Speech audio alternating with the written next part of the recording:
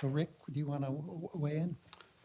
Sure. So let me think about, I think it was 15 to 20, and then we can have a conversation. So I'll take about 15 or 20, and then we can have a conversation. First thing is, I was up with Educators for Excellence in Newark yesterday, and I was down in Raleigh for the North Carolina's Emerging Ed Issues Forum. And particularly when at the Emerging Issues, I followed our friend Diane Ravitch. And, one of the things I like to say to folks who are generally supportive of ideas, like if you're good at your job, you should make more money doing it than somebody who's bad at their job. And if you really stink at your job, it's probably best that you don't keep doing it. And the idea that it's good to be efficient with public resources, that we shouldn't waste them. As I say, look, let's not imagine that people who have questions about these are hostile to the idea that we ought to use public resources efficiently.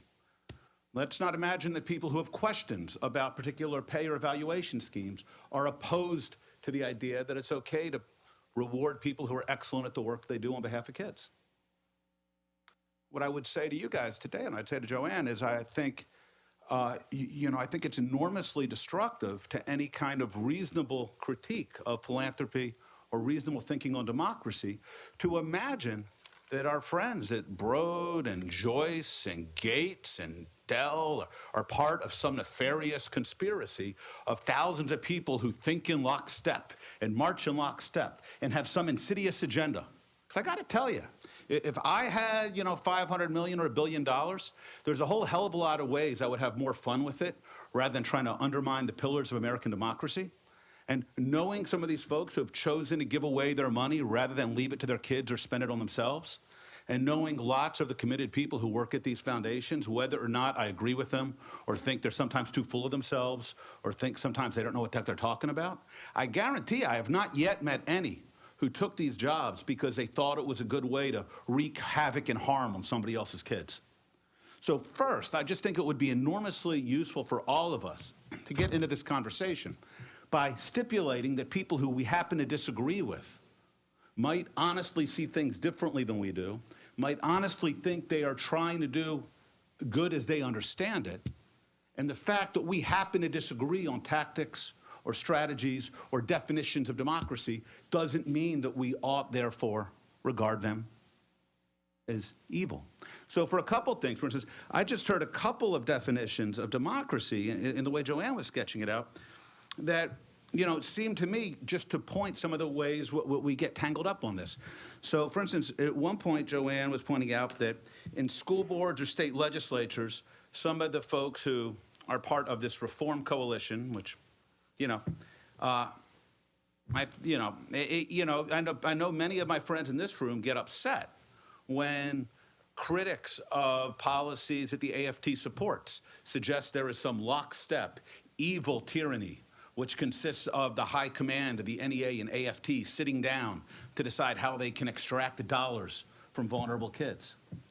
And when I talk to my friends, I say, you know what, I know my friends at the AFT and NEA. I disagree with them a whole heck of a lot of the time, but I don't think they're actually pursuing what they're pursuing out of some kind of ill-conceived motives. We just happen to honestly disagree because we see things in different ways and sit in different places.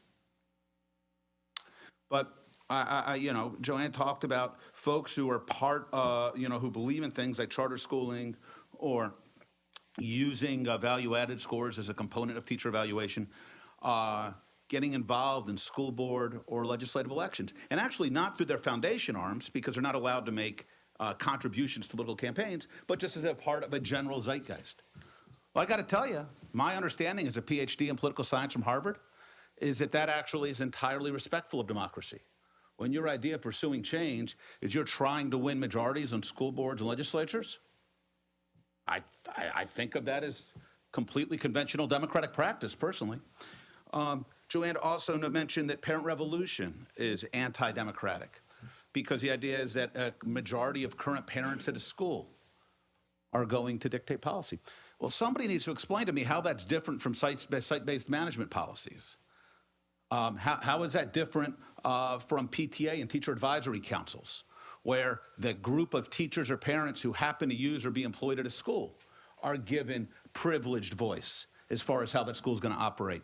Frankly, it seems to me this is entirely consistent with democratic theory, say as sketched by Michael Walzer, and the idea that we are all members of communities at a given point in time, and part of democratic arbitration is figuring out which communities, the more local, the more extended, are going to have how much voice. It's fine to argue about that. I have no idea what the right answer is, but to suggest that somehow that parent revolution, by trying to give parents who are concerned about the school their child is at the right to change leadership at that school, to suggest that somehow this is anti-democratic, eludes me. For me, it strikes me that the question of philanthropy and democracy is, I am a Tocquevillian. I don't believe in Rousseau's general will. I don't believe in democracy as a way to derive the true path. I think democracy is kind of that noisy cacophony of a whole bunch of people who think each other are idiots, disagreeing all the time. And for me, philanthropy is a good and useful part of that, especially when it's contributing to the cacophony.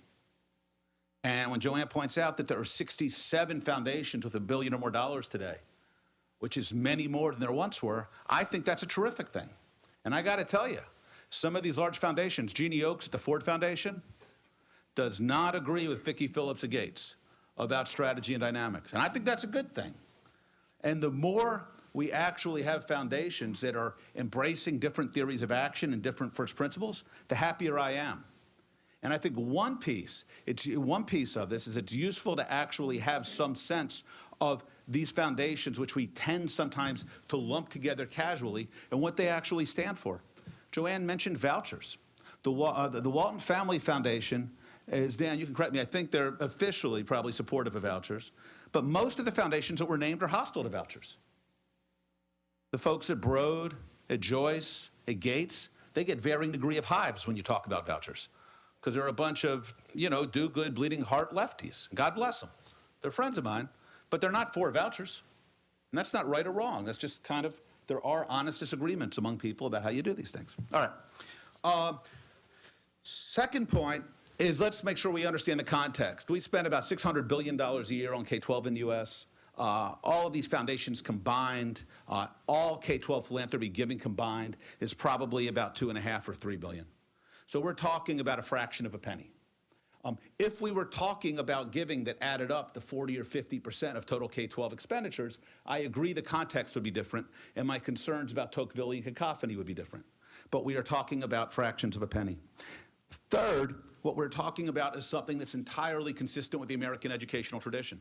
Joanne noted this precisely, that philanthropy actually goes back to the earliest days of the Republic. Our friend Diane Ravitch in the Great School Wars wrote about how philanthropists pushed the Lancaster method in the first decade of the 19th century, more than 200 years ago. Kindergartens spread rapidly across the U.S. in the 1800s, largely due to the efforts of philanthropists.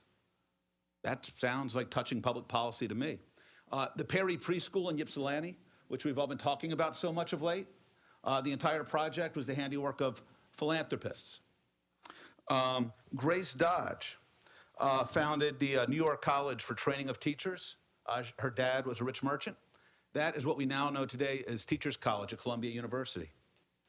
Carnegie Foundation for the Advancement of Teaching, a century ago, in 1920, I think it was, did its task force on the professional preparation of teachers for American public schools. 20 years later, they funded the General Education Board to fund the American Council for Education, to fund its Commission on Teacher Education, which was the primary trigger on moving from 2-year to 4-year preparation of teachers, something that is generally regarded by folks in this building, for instance, as a positive development. It's good to remember in the 1980s, the Task Force on Commission on Teaching as a Profession, which led to A Nation Prepared, which led to the launch of the National Board, was funded by the Carnegie Foundation. And all of that, not only, Ford has played multiple roles, in particular in the 60s, 70s, and 80s. It was aggressively invested in funding equity and then adequacy lawsuit litigation, in which it worked closely with advocates to use the courts to formally change policy, particularly to increase outlays on K-12. Many folks who are today appalled by the role of philanthropy as anti-democratic were either totally cool with it or enthusiastic supporters because they happen to like the direction of so much of this earlier era of philanthropy. So for me, some of the frustration when I hear folks at Gates and Walton and Dell and others attacked is it feels like hypocrisy to me.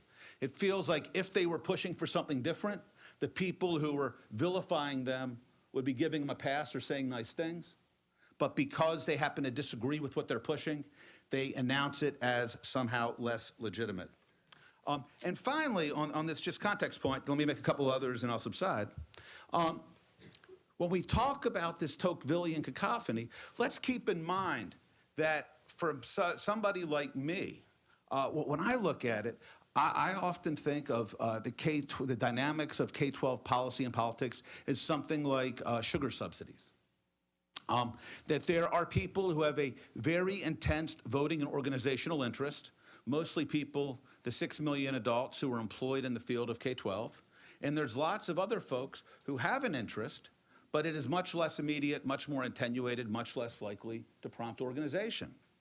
So for instance, between 2007 and 2011, the AFT and the National Education Association contributed $330 million to advocacy and political campaigns and lobbying. In the 2014 cycle, the NEA has already given $13 million and is ranked #1 on the Center for Responsive Politics database as far as advocacy, campaign, and lobbying outlays. NEA has spent 5 times what the Coke Industries has spent in the 2014 cycle thus far. Last December, I think it was, the AFT spent $1.2 million on the National Day of Action, as reported by the Huffington Post. The New Jersey Education Association last fall's election spent $13 million on New Jersey elections. That's about as much as the entire Chris Christie for governor campaign spent. Now, I don't have a problem with this. I'm not saying that somehow this is nefarious or evil. I think it's absolutely entirely appropriate that the AFT and other folks who have a real and important stake in these decisions make their voice heard. But what I am suggesting is you tend not to find similar organizations among 5th graders or among parents. It's because they don't have the same immediacy, the same organizational opportunities and such. So for me, part of what's valuable about the philanthropic role here is it is a way to balance the wheels. It is a way to ensure that other voices and other perspectives are getting represented. Now, that means in part, so what are the fruits of this? And we can absolutely disagree. I would just ask that we do so respectfully. I think the Tocquevillian cacophony has actually benefited from the emergence of Teach Plus and Viva and the National Board and TFA and the New Teacher Project and Educators for Excellence and KIP and Uncommon Schools and 50 Can and Stand for Children. I think this has been all to the good. And if you think all of these organizations agree with one another, I think you're mistaken. They agree on some stuff and they disagree on some stuff, and I think that's healthy. And I think we are a much richer democratic conversation about education because these groups exist, and they exist because of the philanthropy that has made them possible. Now, these groups are absolutely involved in policy debates. And the notion that somehow that is a perversion of democratic governance, I think, is wrong. Schools spend the public's money, $600 billion a year in tax dollars, on everybody else's children, 50 million kids. And as Jeff Hennig wrote so beautifully 20 years ago in Rethinking School Choice, a Princeton book that we often cite to talk about why we should not unduly celebrate the market in education as something removed from democratic control. We get to write the rules because we pay for it and it's our kids. But if we're going to write the rules, it seems to me that lots of people, lots of points of view deserve to get to weigh in. And philanthropies which make it easier for these folks to weigh in powerful, effective ways seem to me all to the good. Now, I absolutely agree with Joanne that there's a couple of challenges here. It's funny because I feel like I have given much more a brief on behalf of philanthropy than I'm usually prone to do.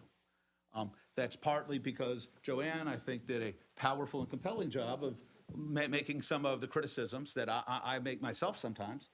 But And Broad and Gates are listening too. So that's right. There you go. Another Guys, good reason. Pony up. Come on now.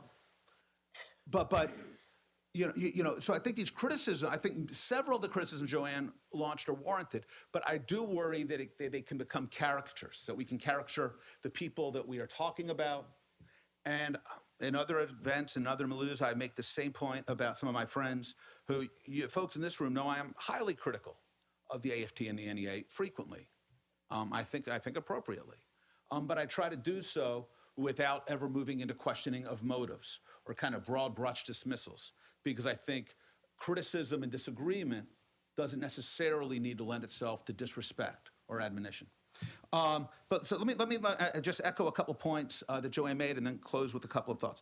One, it's absolutely true, as Joanne says, that foundations have gotten kid gloves treatment.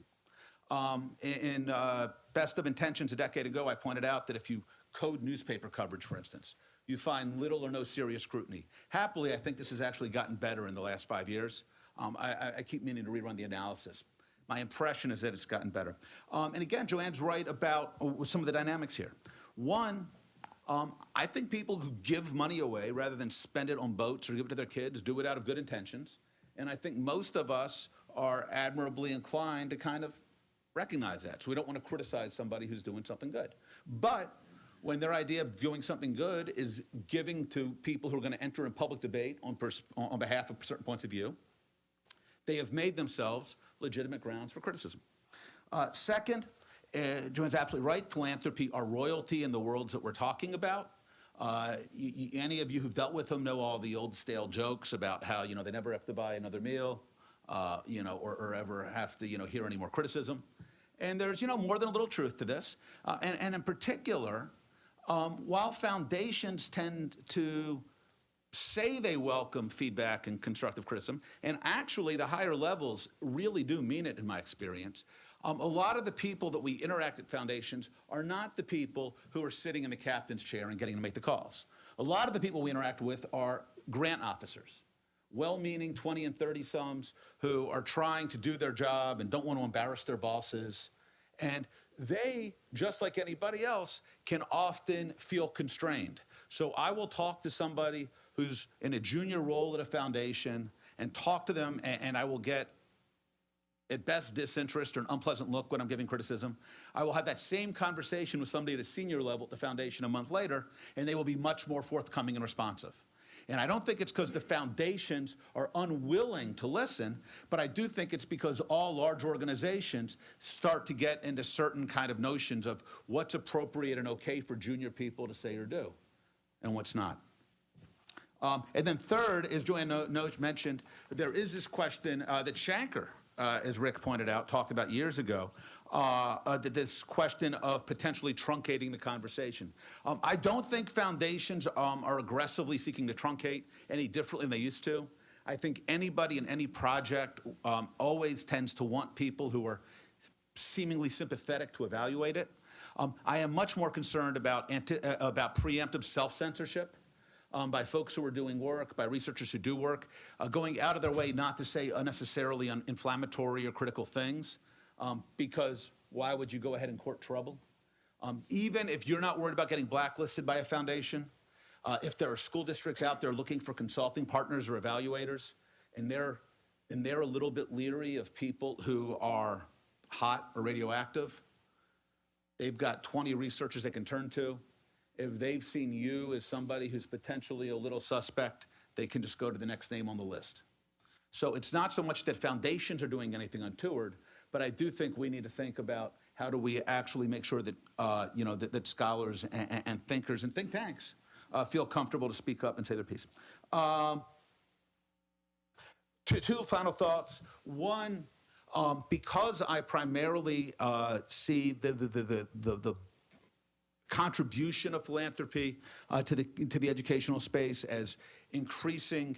As increasing our opportunity to explore and think and have a vigorous and robust democratic debate, I do get absolutely nervous when I see foundations starting to coordinate too closely, and I get terrified when I see them coordinating with the federal government. or to a lesser degree with state agencies. So I3, as much as I understand kind of the good intentions and the thinking behind the idea that you want people pulling the oars in the same direction, or when you see kind of the teamwork around Race to the Top, I get enormously nervous because it seems to me exactly the thing I'm most scared of, which is this preemptive self-censorship, this notion that you're on the team or off the team, and the idea that to criticize, the agenda of Secretary Duncan is to implicitly also criticize folks who I like to think as stirring the pot. And then finally, one of the places where I agree and disagree with Joanne is she characterized some of these changes, the increasing investment in policy, the increasing focus on outcomes, as bad things. I don't think they're bad things at all. I think foundations for too long were reckless and unthoughtful about how do they make sure that their money was actually doing what they hoped it would do. I think there was a mindset where they would give money to grantees, and you would talk to foundation executives in the 90s, and they would just grumble that the grantees didn't do anything like what they said they were going to do or didn't have a clue. And I think it's appropriate to try to correct for that. I also think it's true that groupthink is always a danger, and we almost always tend to overcorrect when we do these things. And so I do think it's absolutely fair to wonder whether many foundations have gone over far as they've tried to think about looking through a green eye shade and looking about making sure they're offering support and direction to the grantees with whom they're working. For me, though, that's not so much a criticism in kind as it is a problem with the fact that I don't think we do a very good job of offering constructive, sympathetic criticism to foundations in a way that's going to help them modulate some of those pendulum swings. With that, Rick, let me subside and we can open this thing up. Great. Thank you so much, Rick, for that forceful response.